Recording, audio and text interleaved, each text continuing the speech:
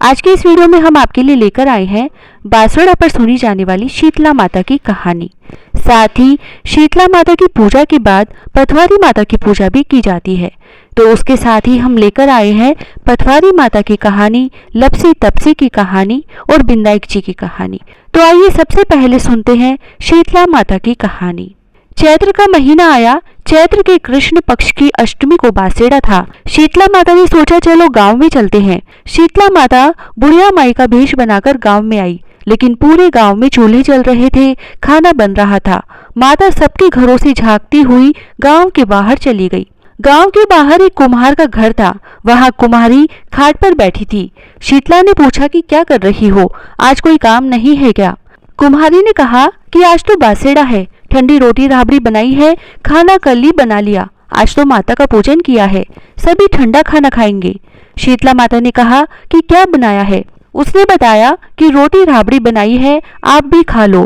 कुम्हारी ने शीतला माता को ठंडी रोटी राबड़ी खिलाई और शीतला माता थोड़ी देर सो गई। दोपहर बाद उठी तो कुम्हारी से कहा कि तुम मेरे सिर को देखो, खुजली चल रही है।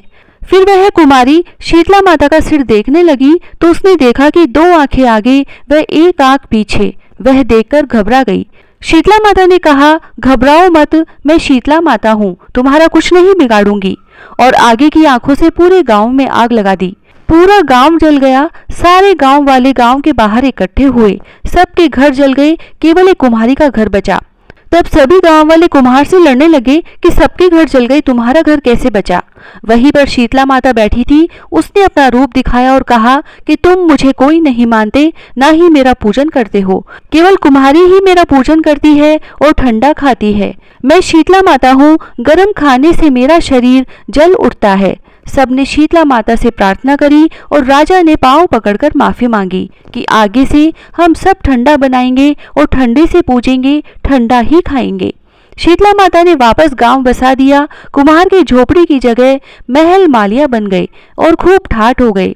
एक साल बाद चैत्र में बांसुड़ा आया। तब राजा ने वह पूरे गांव ने ठंडा बनाया और ठंडे से पूजन किया, ठंडा ही खाया। हे शीतला माता, जैसे पहले आई वैसे किसी के मत आना, बाद में आई वैसे सबके आना, सबकी रक्षा करना, कहता न सुनता न हुकारा भरता न अपने सारे परिवार की रक्षा करना। पथवारी माता की कहानी। एक बार पथवारी माता, पाल और विनायक जी में झगड़ा हो गया। सब आपस में स्वयं को बड़ा बताने लगे। इतने में एक ब्राह्मण का लड़का आया। पाल पथवारी गजानन जी ने उसे रोका और कहा, लड़के रुक जा और हमारा न्याय कर। लड़का बोला, मैं कल वापस आऊंगा, तब न्याय करूंगा। घर आकर लड़के ने माँ से कहा, माँ मुझे कल पाल, पथवारी माता और विनायक जी का न्याय चुकाना है। तो माँ ने कहा, बेटा सबको बड़ा बता देना। दूसरे दिन लड़का वहां गया और बोला, पाल माता आप बड़ी हो, क्योंकि हर व्यक्ति आता है और स्नान ध्यान करके शुद्ध होकर जाता है और आप सबकी रक्षा करती हैं। हे पथवारी माता, आप सबसे बड़ी हो, क्योंकि कितने भी तीर्थ धर्म ध्यान कर ले पर आपकी पूजा किए बिना उनका कार्य पूर्ण नहीं होता।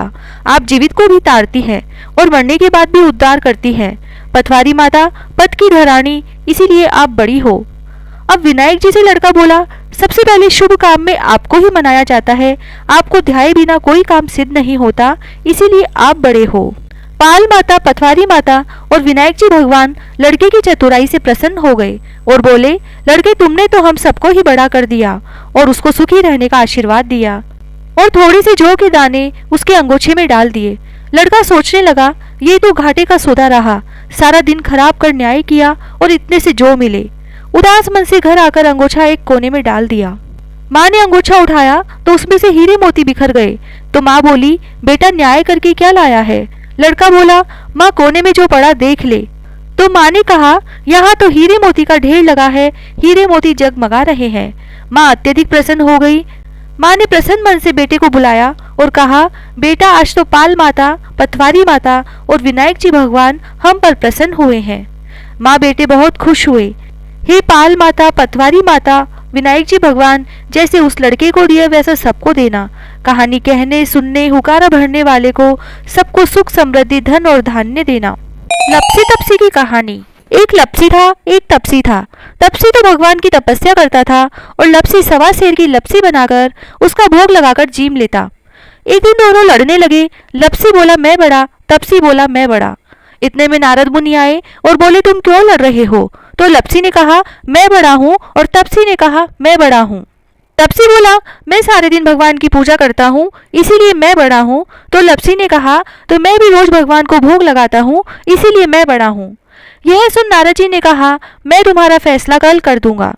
दूसरे दिन लप्सी और तपसी नहाकर आए तो नारद जी ने 1.25 करोड़ की अंगूठी चुपके से उनके सामने फेंक दी। लप्सी ने उस अंगूठी को देखा पर उस पर ध्यान नहीं दिया। फिर तपसी तपस्या करने बैठा तो उसे अंगूठी दिखी और उसने अपने घुटने के नीचे दबा ली और तपस्या करने लगा। लप्सी लापसी बनाकर उसका भगवान के भोग लगाकर जीमने बैठ गया। इतने में नारद जी आए, तब दोनों से पूछा कि कौन बड़ा है। फिर तपसी ने कहा कि मैं बड़ा हूँ। नारद जी बोले, तेरा घुटना उठा। उसने घुटना उठाया तो उसके नीचे से 1.25 करोड़ की अंगूठी निकली। तब नारद जी बोले कि ये अंगूठी तूने चुराई है, तुझे तेरी तपस्या का फल नहीं मिलेगा। तब तपसी बोला, हे नारद मुनि, मेरा यह दोष कैसे दूर होगा? नारद जी ने कहा, कोई रोटी बनाकर बाटियां नहीं बनाया तो फल तुझे होगा, ब्राह्मण जिमाकर दक्षिणा नहीं दी तो फल तुझे होगा, साड़ी लेके ब्लाउज नहीं दिया तो फल तुझे होगा, दिया से दिया जलाया तो फल तुझे होगा। सब व्रत त्योहार की कहानी सुनने के बाद तेरी कहानी नहीं सुनी तो फल तुझे होगा। तब से लप्सी तपसी की कहानी सभी कहानियों के बाद सुनी जाती है। कहानी सुनने के बाद ऐसे कहे, लप्सी को फल लप्सी ने हो जो, तपसी को फल तपसी ने हो जो, मारी कहानी कथा को फल माने हो जो। बिंदाई जी की कहानी। एक अंधी बुढ़िया माई के पति, बेटा व बहू थे। वे बहुत गरीब थे। बुढ़िया माई के प्रतिदिन गणेश जी की पूजा करने का नियम था। एक दिन गणेश जी भगवान उससे प्रसन्न हो गए और बोले, बुढ़िया माई तेरी पूजा से मैं प्रसन्न हुआ, वर मांग। तब बुढ़िया माई बोली, हे कृपा सिंधु, हे गणपति महाराज, मुझे तो मांगना नहीं आता। तब भगवान गणेश जी बोले, तेरे बेटे से पूछ ले। तब बुढ़िया माई बेटे से पूछी तो बेटा बोला, धन मांग ले। बहू से पूछा तो बहू बोली, माँ पोता मांग लो। तब माई ने सोचा, ये दोनों तो अपने अपने मतलब का मांग रहे हैं, क्यों ना मैं पड़ोसन से पूछ लूं। पड़ोसन से पूछा तो पड़ोसन बोली, तू क्यों धन मांगे, क्यों पोता मांगे, तू तो अपने लिए दीदा घोड़ा मांग ले। तब बुढ़िया माई घर आई और सोचा कि ऐसी चीज मांगनी चाहिए जो बेटा बहू भी खुश हो जाए और अपना भी काम हो जाए। दूसरे दिन गणेश जी भगवान आए और कहने लगे, माई कुछ मांग। तब बुढ़िया माई बोली, दीदा घोड़ा देवो, सोने के कटोरे में पोते को दूध पीता देखूं, अमर सुहाग देवो, निरोगी काया देवो, सभी को सुख देवो। तब भगवान गणेश जी बोले, माई तूने तो मुझे ठग लिया, सब कुछ मांग लिया और कहती है मुझे मांगना नहीं आता। पर ठीक है, सब ऐसा ही हो जाएगा। और तथास्तु कहकर भगवान गणेश जी अंतर्ध्यान हो गए। बुढ़िया माई के सब सुख हो गए। हे गणेश जी भगवान, जैसा बुढ़िया माई व उसके परिवार को दिया, वैसे धन के भंडार सबके भरना। जय श्री राधे।